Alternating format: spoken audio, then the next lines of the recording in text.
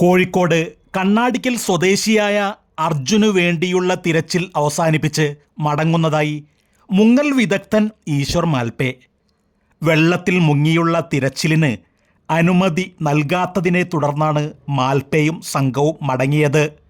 ഇനി ഷിരൂരിലേക്ക് ഇല്ലെന്നും ഉടുപ്പിയിലേക്ക് മടങ്ങുകയാണെന്ന് അറിയിച്ച മാൽപേ അർജുൻ്റെ കുടുംബത്തോട് ക്ഷമ ചോദിക്കുന്നുവെന്നും പറഞ്ഞു.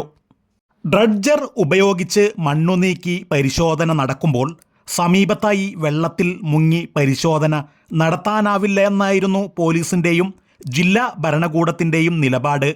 ഡ്രഡ്ജർ എത്തിച്ച ഗോവയിലെ കമ്പനി ഒരു ഡ്രൈവറെയും ഷിരൂരിലെത്തിച്ചിരുന്നു.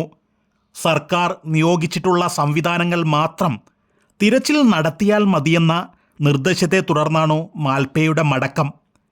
ഷിരൂർ ജില്ലാ ഭരണകൂടവും അർജുൻ്റെ കുടുംബത്തിനു വേണ്ടി തിരച്ചിലിന് ഇറങ്ങിയ മാൽപേയുടെ സംഘവും തമ്മിൽ തുടക്കത്തിൽ അഭിപ്രായ വ്യത്യാസങ്ങളുണ്ടായിരുന്നു.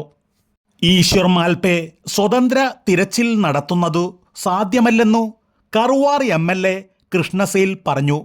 സർക്കാരിൻ്റെ ഉടമസ്ഥതയുള്ള സ്ഥലത്ത് സർക്കാർ സംവിധാനമാണു തിരച്ചിലിൽ നടത്തേണ്ടത്. ജില്ലാ ഭരണകൂടം പറയുന്നത് അനുസരിച്ച് തിരച്ചിൽ നടത്താൻ കഴിയുമെങ്കിൽ മാത്രം മാൽപേക്കു തിരികെ വരാം.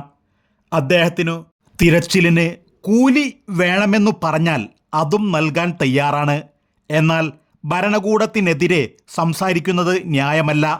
ഷിരൂരിൽ തിരച്ചിലിനായി മേജർ ജനറൽ ഇന്ദ്രപാൽ നാളെ എത്തും. മാഗ്നറ്റിക് പരിശോധന നടത്തുമെന്നും MLA പറഞ്ഞു. ജില്ലാ ഭരണകൂടം ഔദ്യോഗികമായി അനുമതിക്കത്ത് നൽകിയാൽ തിരികെയെത്തി തിരച്ചിൽ തുടരുമെന്നു മാൽപേ വ്യക്തമാക്കി. കുടുംബത്തെ വിട്ടാണ് രാവും പകലും ഇത്രനാൾ ഷിരൂരിൽ തിരച്ചിൽ നടത്തിയത്. ആരോടും തർക്കത്തിനും സമയമില്ലെന്നും മാൽപേ പറഞ്ഞു.